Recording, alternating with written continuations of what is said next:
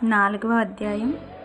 అప్పుడు యేసు అపవాది చేత శోధింపబడుటకు ఆత్మ వలన అరణ్యమునకు కొనిపోబడెను. 40 దినములు 40 రాత్రులు ఉపవాసం ఉండిన పిమ్మట ఆయన ఆకలిగొనగా ఆ శోధకుడు ఆయన యొద్దకు వచ్చి, నీవు దేవుని కుమారుడవైతే ఈ రాళ్ళు రొట్టెలగునట్లు ఆజ్ఞాపించుమనెను. అందుకు ఆయన, మనుష్యుడు రొట్టె వలన మాత్రము కాదు గాని దేవుని నోట నుండి వచ్చి ప్రతి మాట వలనను జీవించును అని వ్రాయబడి ఉన్నదనెను. అంతటా అపవాది పరిశుద్ధ పట్టణమునకు ఆయనను తీసుకొని పోయి దేవాలయ శిఖరమున ఆయనను నిలవబెట్టి, నీవు దేవుని కుమారుడవైతే క్రిందికి దుముకుము, ఆయన నిన్ను గూర్చి తన దూతలకు ఆజ్ఞాపించెను. నీ పాదం ఎప్పుడైనను రాతికి తగులకుండా వారు నిన్ను చేతులతో ఎత్తుకొందురు అని వ్రాయబడి ఉన్నదని ఆయనతో చెప్పాను. అందుకు యేసు, ప్రభువైన నీ దేవుణ్ణి నీవు శోధింపవలదని మరి ఒక చోట వ్రాయబడి ఉన్నదని వానితో చెప్పాను. మరలా అపవాది మిగులు ఎత్తైన ఒక కొండ మీదకి ఆయనను తోడుకొని పోయి ఈ లోక రాజ్యములన్నిటినీ వాటి మహిమను ఆయనకు చూపి, నీవు సాగిలపడి నాకు నమస్కారము చేసిన ఎడల వీటినన్నిటినీ నీకు ఇచ్చేదనని ఆయనతో చెప్పగా, యేసు వానితో, సాతానా పొమ్ము, ప్రభువైన నీ దేవునికి మ్రొక్కి ఆయనను మాత్రము సేవింపవలెను అని వ్రాయబడి ఉన్నదనెను. అంతట అపవాది ఆయనను విడిచిపోగా, ఇదిగో దేవదూతలు వచ్చి ఆయనకు పరిచర్య చేసిరి. యోహాను చెరపట్టబడెనని యేసు విని గలిలయకు తిరిగి వెళ్ళి నజరేతు విడిచి జెబూలూను నఫ్తాలియాను దేశముల ప్రాంతములలో సముద్ర తీరమందలి కపెర్నహూమునకు వచ్చి కాపురముండెను.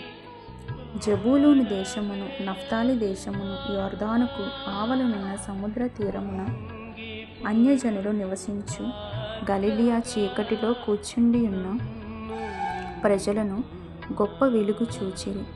మరణ ప్రదేశంలోను మరణ ఛాయల్లోను కూర్చుండియున్న వారికి వెలుగు ఉదయించెను అని ప్రవక్త అయిన యెషయా ద్వారా పలుకబడిన నెరవేరినట్లు ఇలాగు జరిగెను.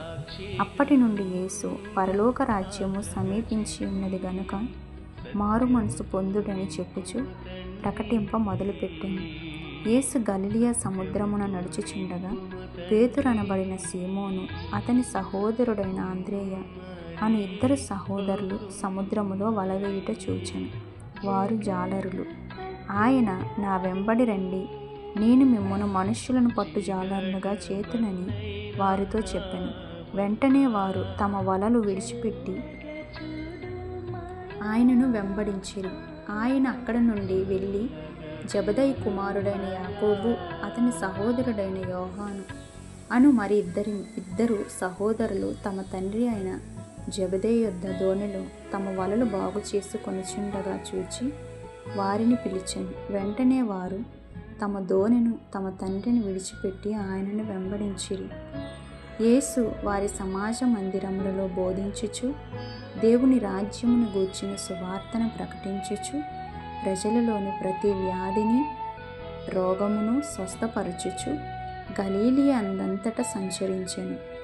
ఆయన కీర్తి సిరియా దేశం అంతటా వ్యాపించెను. నానా విధములైన రోగముల చేతను వేదనల చేతను పీడింపబడిన వ్యాధిగ్రస్తులనందరినీ, దెయ్యము పట్టిన వారిని, చాంద్ర రోగులను, పక్షవాయువు గల వారిని వారు ఆయన యొద్దకు తీసుకొని రాగా ఆయన వారిని స్వస్థపరిచెను. గలిలయ, దెకోపొలి, యెరూషలేము, యూదయను ప్రదేశముల నుండి యొర్దానుకు అవతల నుండి బహు జన సమూహములు ఆయనను వెంబడించెను.